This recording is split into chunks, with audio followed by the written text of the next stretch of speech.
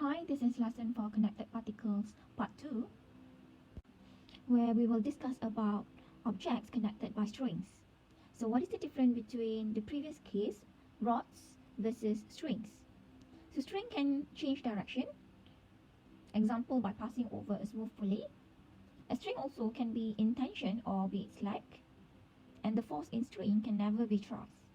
Always assume the string is light, so its weight can be ignored, and assume that any strings are inextensible, they will not stretch. A pulley can be used to change the direction of a force. For example, it is much easier to pull down on a rope than to lift a heavy weight. When a pulley is well designed, it takes a relatively small force to make it turn, and such a pulley is modeled as being smooth and light. Whatever the direction of the string passing over this pulley, its tension is the same on both sides. Look at this diagram. When a pulley is used to lift a heavy parcel, the force of the rope acting on the person will be equivalent to the force of the rope acting on the parcel, even though the direction is not the same. And notice that when the pulley is light, then the weight is assumed to be 0. Okay, let's look at example 1. Two particles A and B of masses 0.6 kg and 0.4 kg respectively are connected by a light inextensible string which passes over a smooth fixed pulley. So the weight of the first particle A here is 0.6 times the gravity, and for B the weight is 0.4 times the gravity. The particles hang freely as shown in the diagram and are released from rest. So the question asks to find the acceleration of the system and the tension in the string. So the tension for particles A is towards this direction, and similarly for particle B is also towards this direction. So since particle A is heavier than particle B, so the direction of the motion must be A will go down because it's heavier. On the other hand, B will be going up. Next, by considering two separate particles, we can find the value of the acceleration and the tension. For particle A, the total force would be 0.6 times g minus with the tension on the opposite direction. This will be equivalent to m times A. So m for A is 0.6 times the acceleration A. Then for particle B, since the acceleration of the motion is on the opposite direction, so our total force will be T minus with 0.4 g. It will be equivalent to the mass 0.4 times acceleration A. So in order to solve for A and T, we can use elimination method here. By adding these two equations, we will have 0.6 g minus t plus t will cancel off each other, minus with 0.4 g.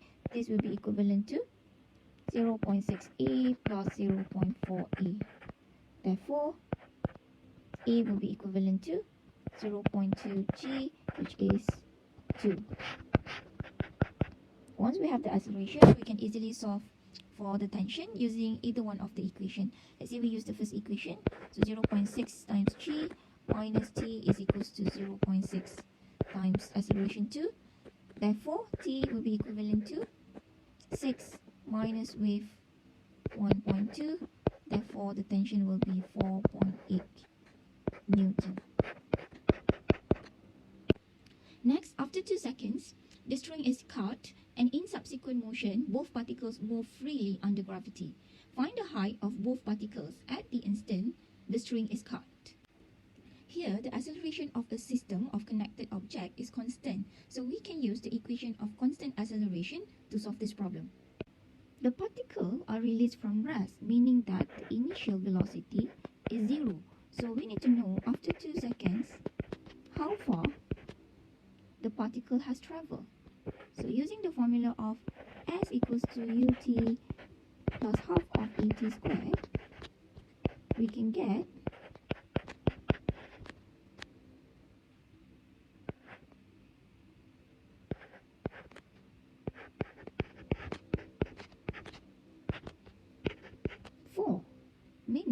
Within 2 seconds, the particle has traveled 4 meters. That means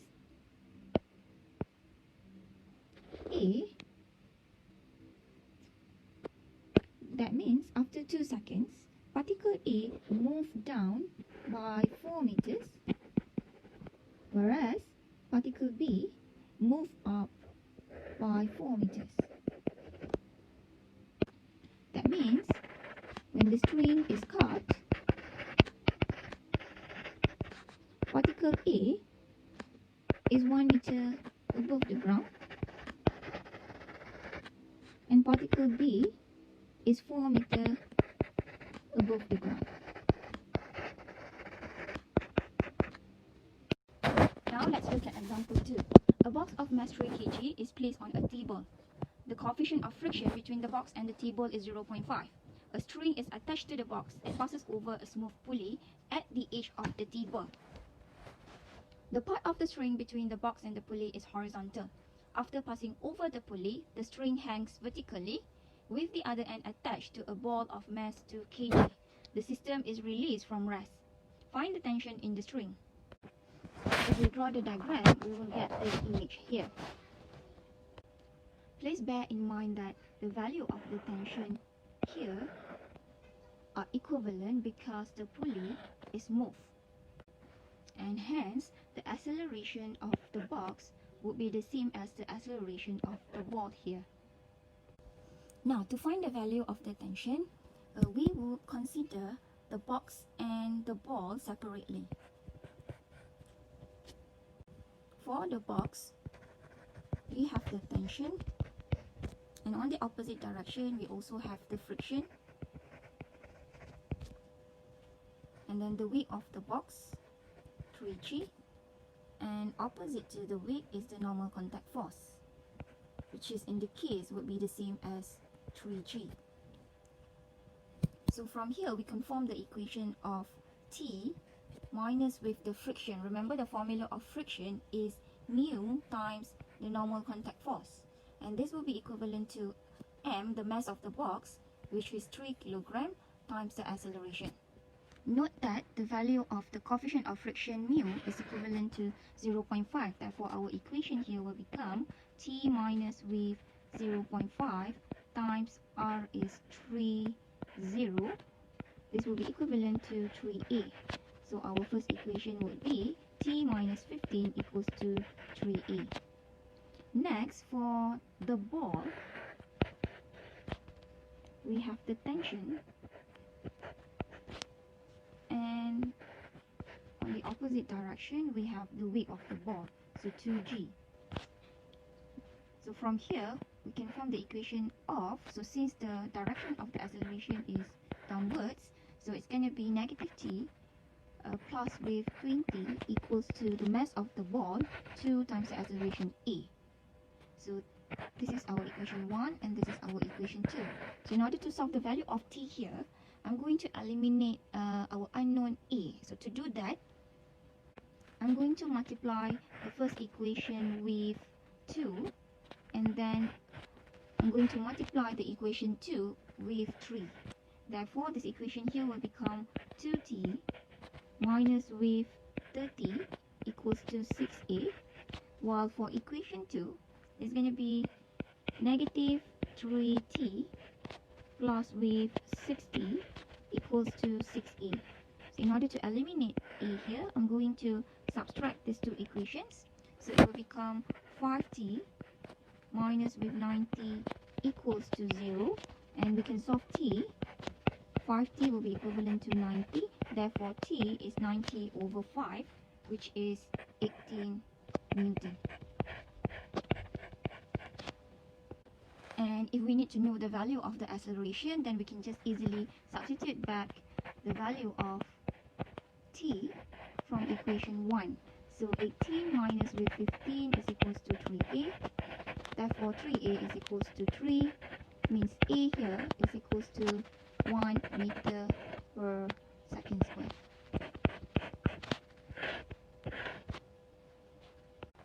Next, for part B, the ball is initially 8 cm below the tabletop. The ball hits the ground after 1.2 seconds. The box has not reached the pulley at this time. Find the height of the table. That means initially here is 8 centimeter. And then when it starts moving, it reached the ground in 1.2 seconds with the acceleration just now 1 meter per second square. And we also know that the initial speed is 0 because it from rest. That means we need to figure out what is the displacement here. So by using the formula of S equals to ut plus with half of at squared, then we will get 0 plus with half. The acceleration is 1 meter per second square and the time is 1.2 square. Therefore, we can cut off the S square here. So be careful with the unit here. So you will get 0.72 meters. That means this part here alone is 0.72 meters. Okay, so be careful because this is given in centimeters. Therefore, the height of the table would be 8 cm plus with 0.72 meters is equivalent to 72 centimeters. Therefore, the total here would be 80 centimeters. So that is the height of the table. Next, for example 3, a crate of mass 500 kg rests on a slope and is attached to a rope that passes over a smooth pulley. The slope is inclined at 20 degrees to the horizontal. The coefficient of friction between the slope and the crate is 0.1. What happens to the crate when a force of 2000 Newton is applied to the vertical part of the rope? That means the force 2000 Newton is here. So since the pulley is moved, so the tension here would be the same value, 2000 Newton as well. And the weight of the crate is 500 kg, so it becomes 500 times the gravity. Then opposite to the surface, we have the normal contact force R. And also we have the friction F here. Okay, we need to complete the forces here. Opposite to the normal contact force, this is our 20 degree.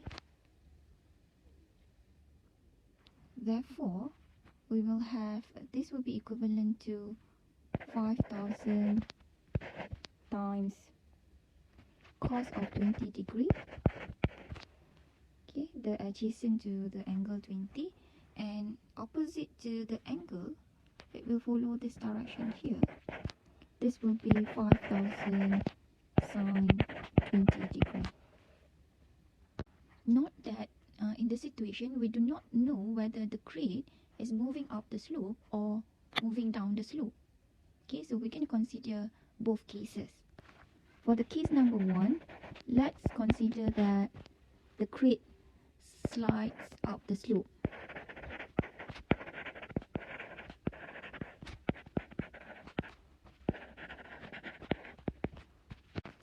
Then if we resolve in parallel to the slope, we will have 2000 on the right hand side minus with the friction and also minus with 5000 sine of 20 degree. Okay, so the total force will be equivalent to m times a. So m, the mass of the crate, is 500 times the acceleration a. Okay, now solving the one on the left hand side, we will have 2000 minus friction is mu times the normal force R. So mu here is 0.1 times with the normal force would be equivalent to this value, 5000 of cos 20 degree minus with another 5000 sine of 20 degree equals to 500 times the acceleration a. Then solving the one on the left hand side, then we will get about negative 180 equals to 500a. Now here we can see that if we solve for a, we will get a negative value. So since the crate initially at rest, so u is equals to 0, And if A is negative, we can conclude that it does not slide up.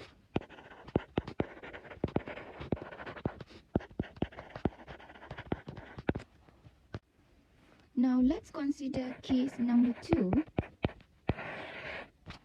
If the crate slides down the slope, then what changes here is the friction will be going to this direction.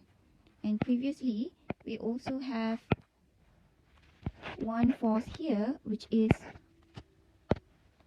5,000 of sine 20.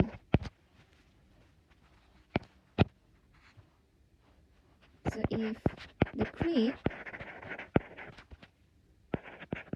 slides down the slope,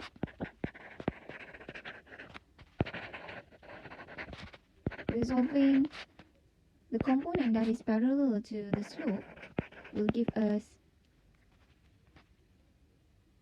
5,000 of sine 20 degree minus with 2,000 Newton, and also minus with the friction, which is mu times R. Mu is 0.1. The normal contact force is 5,000 of cos 20 degree, and this will be equivalent to m times A. So the mass is 500 times the acceleration A. So if we solve the one on the left hand side, we will get about negative 760, and this is equals to 500 times A. So again, if we solve for A here, we still get a negative value. So since initially, again, the crate is at rest, so if the acceleration is negative, that means it does not slide down the slope. If the crate does not sliding up and also not sliding down, it means that the frictional force is sufficient to allow the crate to rest on the slope without sliding. That means friction is not limiting, and it is sufficient to prevent the crate from sliding. It prevents the motion.